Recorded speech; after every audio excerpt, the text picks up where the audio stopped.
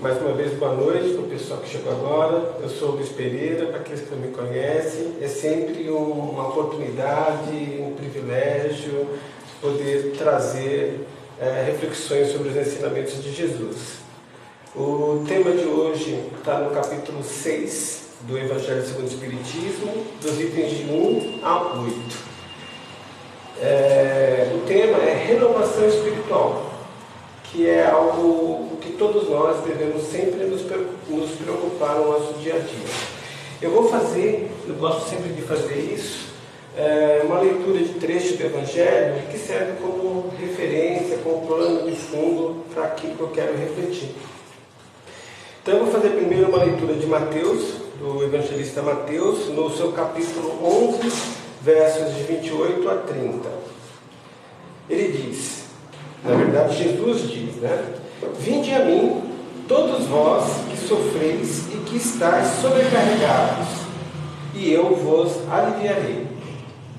Tomai meu jugo sobre vós, e aprendei de mim, que sou brando e humilde de coração, e encontrareis o repouso de vossas almas. Porque meu jugo é suave, e meu fardo é leve. Agora mais um trechinho, agora de João capítulo 14, versos de 15 a 17. Evangelista João. Jesus de novo falando. Se vós me amais, guardais meus mandamentos, e eu pedirei a meu Pai, e ele vos enviará um outro Consolador, a fim de que permaneça eternamente convosco. O Espírito de verdade, que o mundo não pode receber, porque não o vê e não o conhece. Mas quanto a vós, conhecê-lo-eis, porque permanecerá convosco, e estará em vós. Mas o Consolador, que é o Santo Espírito, que meu Pai enviará em meu nome, vos ensinará todas as coisas, e vos fará relembrar de tudo aquilo que eu vos tenha dito.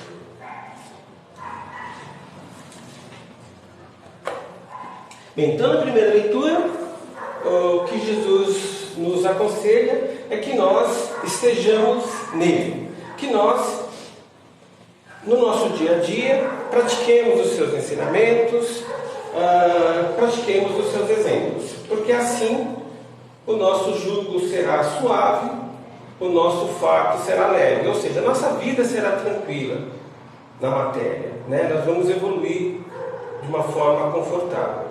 E na segunda leitura, Jesus nos fala que pedirá ao Pai que nos envie um Consolador, e que esse Consolador vai relembrar os seus ensinamentos e que vai trazer novos ensinamentos, uma nova consciência. Em resumo, é isso.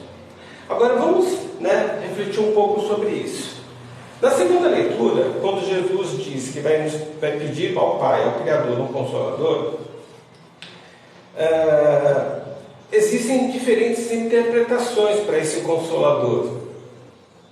Esse Consolador prometido, alguns entendem que é o Espírito de verdade, ou o Espírito da verdade, conforme a tradução. Outros entendem que esse Espírito, que esse Consolador prometido, é a nossa doutrina. Eu penso assim. Outros entendem que o Consolador é Kardec. Outros até entendem que é Jesus que vai encarnar novamente. Enfim, eu particularmente, é a minha opinião, o Consolador prometido é a nossa doutrina. Mesmo porque nesse mesmo capítulo 6 tem mensagens do Espírito da Verdade, onde a gente lendo a mensagem, a gente faz uma conexão muito forte com Jesus, pela forma como a mensagem é trazida. Então eu concordo com aqueles que entendem que o Espírito da Verdade, ou de verdade, é Jesus, que através de Kardec deixou várias mensagens no Evangelho segundo o Espiritismo. Então o que seria o Consolador? Como eu coloquei, eu acredito que é a nossa doutrina. o Consolador prometido, aquele que vai relembrar ensinamentos, aquele que vai nos trazer uma nova consciência, novas mensagens, é a nossa doutrina.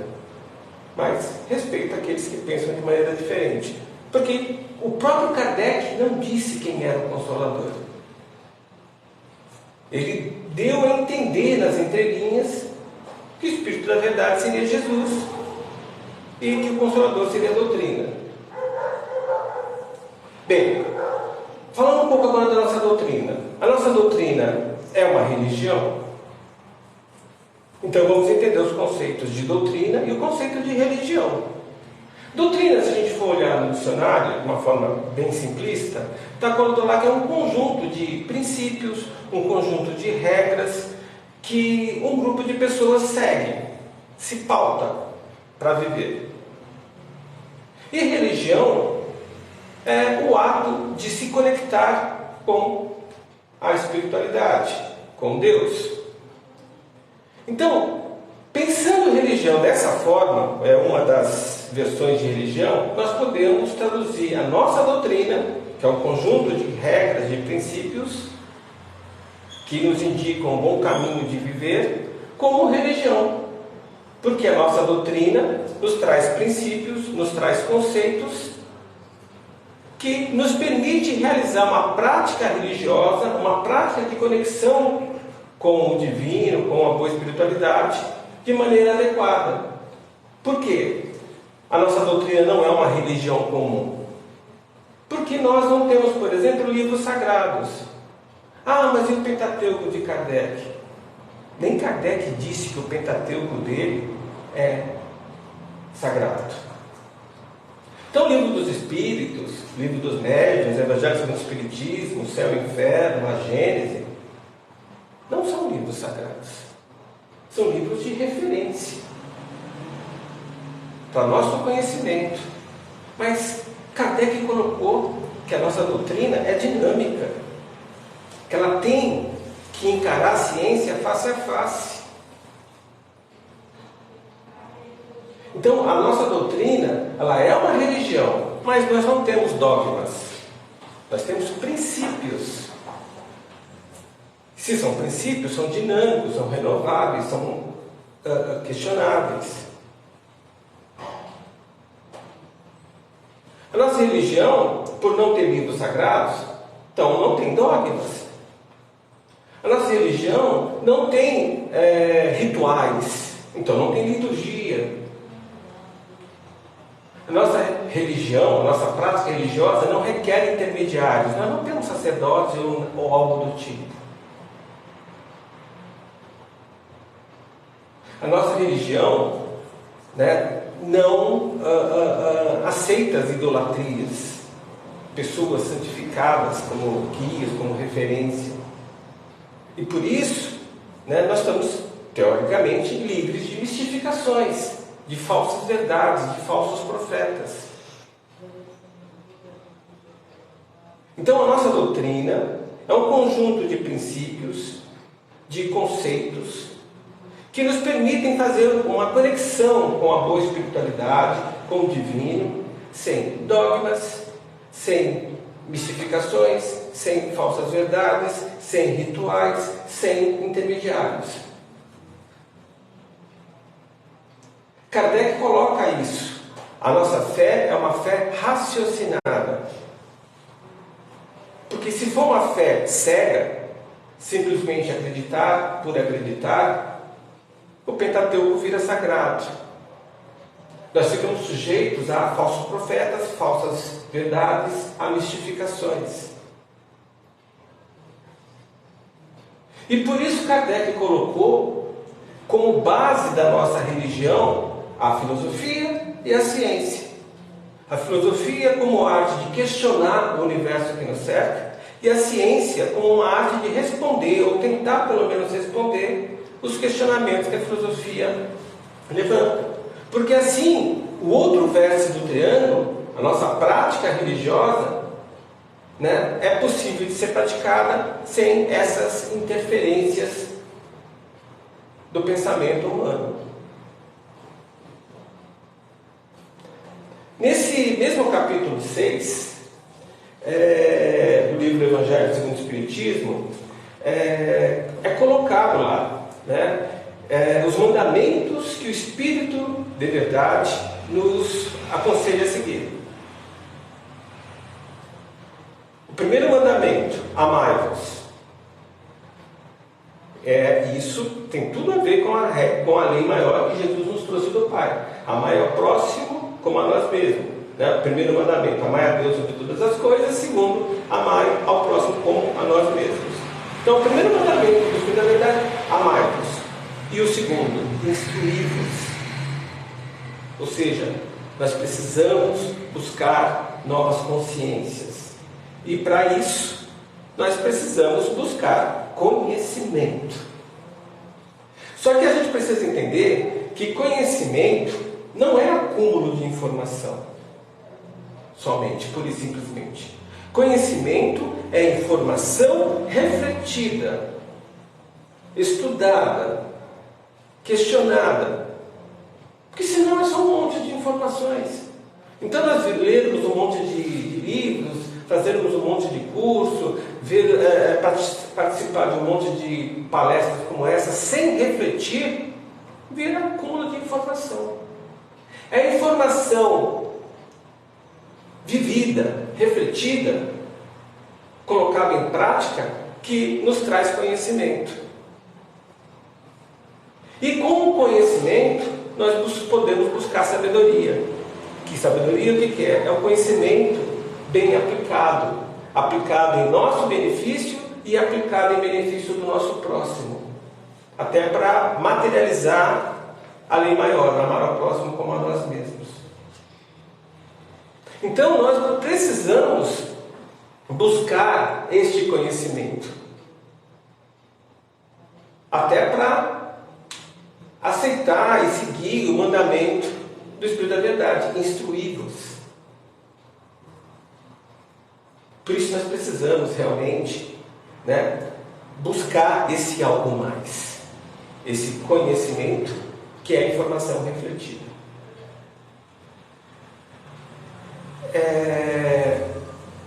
Nós precisamos entender que o conhecimento nos traz novas consciências, nos traz um poder de entender o universo melhor e com isso nos relacionarmos melhor com o universo que nos serve, que é a própria manifestação do divino. E para que isso a gente consiga, também nesse capítulo 6, em um dos seus itens, eu não lembro qual, está colocado lá que nós precisamos desenvolver a habilidade de ver e a habilidade de ouvir. Está colocado lá que nós precisamos desenvolver olhos de ver. Nós precisamos desenvolver ouvidos de ouvir. Por quê? Nem tudo que nós olhamos, nós temos a capacidade de ver. Então, às vezes, passa algo à nossa frente, à frente do nosso olhar, e nós não vemos. Algo acontece à nossa volta, né, que provoca o som. Nós escutamos, mas não ouvimos. Por que olhar não é a mesma coisa que ver e escutar não é a mesma coisa que ouvir? Porque ver e ouvir, olha a sabedoria de Jesus, requer reflexão, atenção, foco. Senão nós não vemos, senão nós não ouvimos. Olhamos, mas não vemos. Escutamos, mas não ouvimos. Porque nós não estávamos atentos, não estávamos com atenção plena. Está na moda agora, né? Fumar, né? A gente focar a atenção, refletir sobre aquilo. Por isso que quando nós lermos alguma coisa, vermos um vídeo, participar de uma palestra, de um curso, nós precisamos desenvolver essa prática de saber ouvir e de saber ver. Porque aí nós vamos ganhar conhecimento, porque a gente vai processar essa informação E se nós conseguirmos colocar essa informação em nosso benefício, em benefício do próximo, nós nos tornamos sábios. E com essa habilidade de ser sábios, a gente se aproxima do divino, de Deus. Nós entramos em sintonia com Ele. O reino dos céus não é um local no espaço e no tempo. O reino dos céus é um estado de consciência, é um estado que o Espírito alcança. Como o divino, Deus, nosso Pai, Criador, se manifesta através da criação, do ato de criar. Ele criou há 13,8 bilhões de anos atrás o nosso universo conhecido, mas continua criando até hoje. Galáxias, estrelas, planetas, satélites e outros objetos cósmicos continuam sendo criados a todo instante. A vida continua sendo criada. Então, como está com João coloca, e como está no livro dos Espíritos, Deus é Espírito. Se Ele é Espírito, Ele vive. Se Ele é vivo, Ele se manifesta. E uma das formas que Ele se manifesta é através da criação. Jesus disse, né? Meu Pai trabalha o tempo todo, então eu também trabalho. O divino cria o tempo todo. É uma das formas dele se manifestar, dele provar que está vivo. Nós somos hálito dele. E a outra forma do divino se manifestar é através de suas leis universais, como por exemplo a lei da causa e efeito, a lei da evolução, a lei do amor.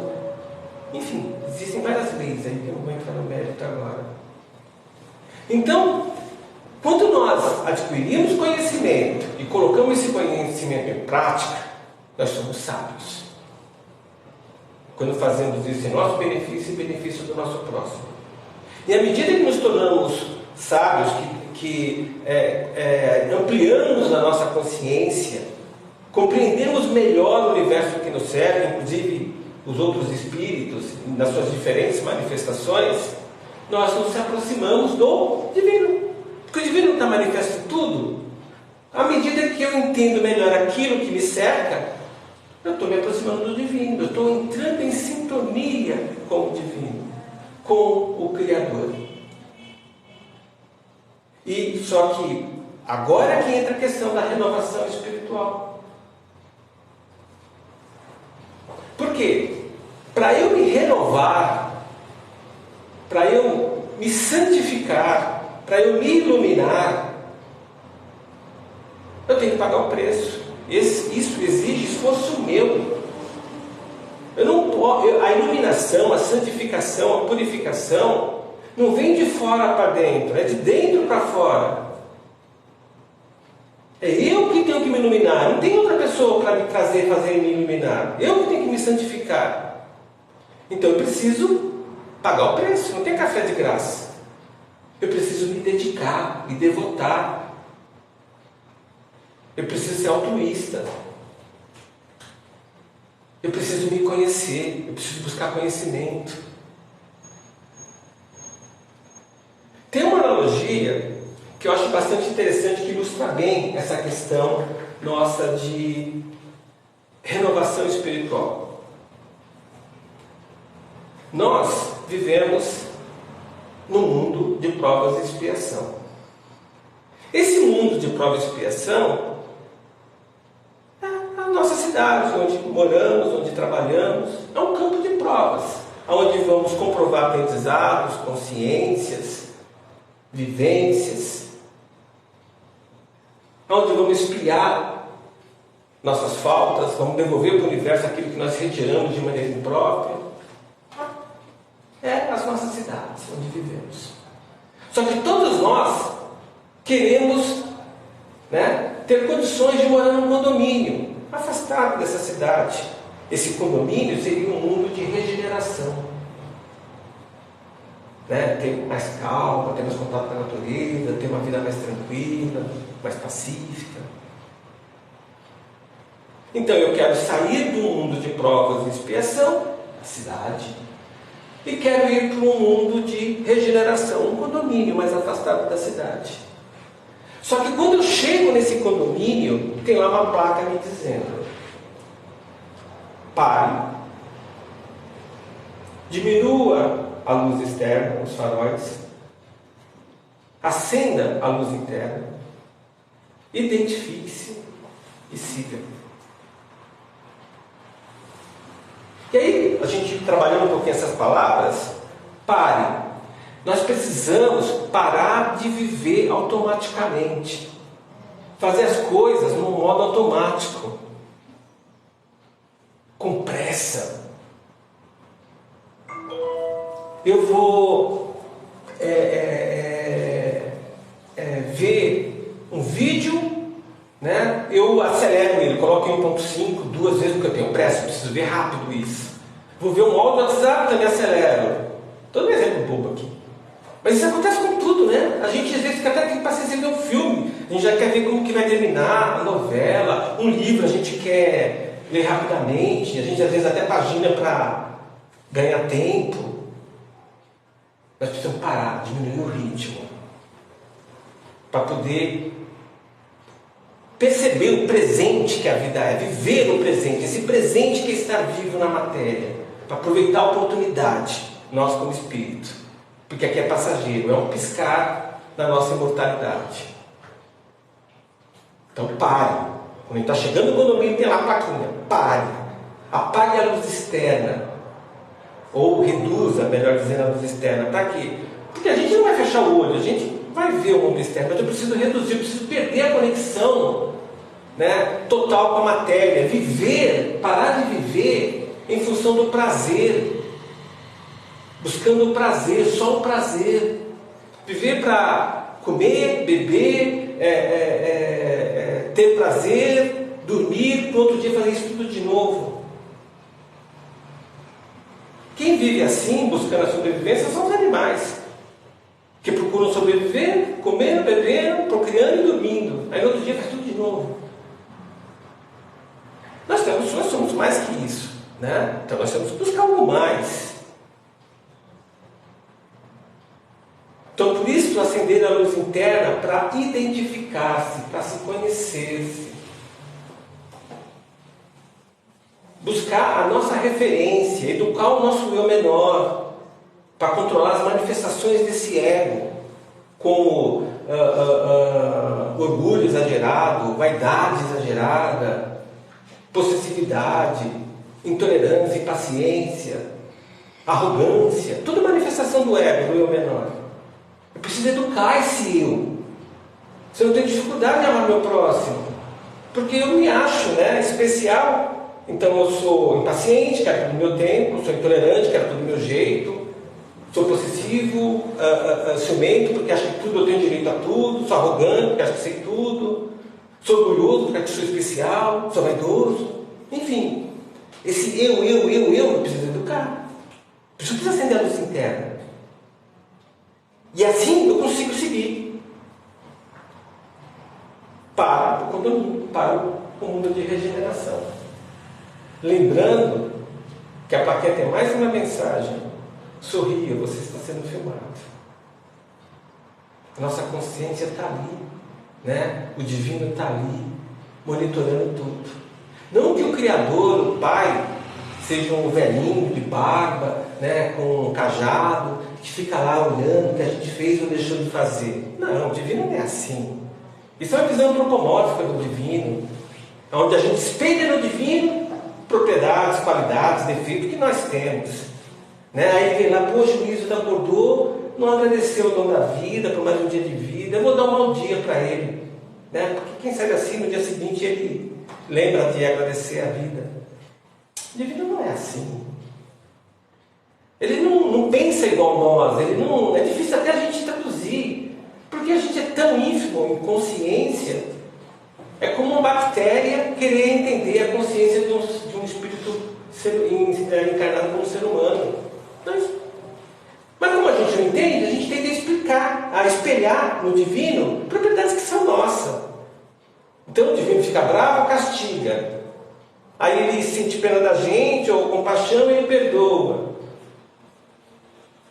O divino atua, as leis estão postas. Ele atua através da criação, Ele atua através das suas leis.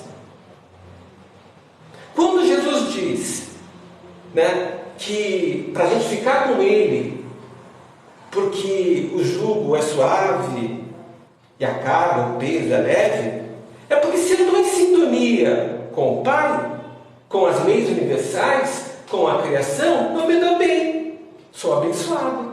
Agora, se eu não estou alinhado com as leis divinas, eu me dou mal, eu sou castigado. Se eu quero ser perdoado, se eu estou sendo castigado e quero ser perdoado, o que eu preciso fazer? Em ato de contrição, perceber isso, e começar a me alinhar com as leis divinas, para, entre aspas, eu começar a ser abençoado. Me dá bem. Porque as leis divinas, como eu falei, são universais. Valem em todo tempo, em todo espaço, para toda a criação, e não tem exceção. Se alinhou, se deu bem. Não se alinhou, vai se dar mal. Não é o divino que está castigando. Somos nós que estamos nos castigando com as nossas ações. Somos nós que nos perdoamos com as nossas ações. A gente colhe o que planta, não é assim? Se eu planto coisas boas, eu colho coisas boas. Agora, se eu não plantar nada ou colher coisas ruins, o que eu vou colher? Nada ou coisas ruins. Então, se algo em nossa vida não está ok, o que eu tenho que fazer? Começar a plantar melhor. Porque daqui a 3 meses, 6 meses, 1 ano, eu vou começar a colher melhor. Porque eu vou começar a ser abençoado, porque estou me alinhando com as leis divinas. É isso. Né? Vamos então fazer as nossas vibrações finais para a gente poder agradecer esse momento. Então, fechando os nossos olhos, vamos nos sintonizar com a boa espiritualidade, com os nossos mentores, com o nosso Pai Criador, para poder agradecer a mais esse momento de reflexão, de aprendizado. Que possamos nós ter sempre em nossa mente a importância de nos renovarmos em espírito no dia a dia. Que possamos, de forma aplicada, devotada, buscar sempre uma maior consciência, um maior refinamento espiritual. Que possamos sempre amar o nosso próximo, materializando isso em verbo, em palavras, em atos, em ações. E para começar a manifestar esse nosso amor, vamos vibrando muita paz, muito amor, para todos aqueles espíritos que se encontram em situação de sofrimento, seja por causa de guerras, seja por causa de desastres naturais, sejam porque estão reclusos em leitos hospitalares, em prisões, em asilos, em orfanatos, sejam porque estejam em nossas ruas, sejam porque estejam presos em vícios. Vamos vibrando também por nossas casas, que nossas casas se encham de energias, de paz e amor, para que elas se tornem sempre o nosso porto seguro, onde possamos nos revitalizar em todos os nossos corpos. Vamos também vibrando por nossos amores, para que eles também tenham muita saúde e que também sejam abençoados com muita paz e amor. E vamos pedindo licença para a boa espiritualidade que nos acompanha, para que também sejamos abençoados com muita saúde, muita paz e muito amor. E para materializarmos essa nossa graça por tudo que temos, por tudo que somos, vamos oferecer ao nosso Pai Criador, mais uma vez, a prece que o Mestre Jesus nos ensinou. Pai nosso que estás no céu, santificado seja o vosso nome. Que venha a nós o vosso reino e que seja feita a vossa vontade, assim na terra como no céu. Que o pão nosso de cada dia nos dai hoje e que perdoai as nossas ofensas, assim como nós devemos perdoar a todos aqueles que nos têm ofendido. E Pai, não nos deixe cair em tentação, livrando-nos sempre de todos os males que estão à nossa volta. Que assim seja, graças a Deus. Uma grande semana para vocês, com muita paz.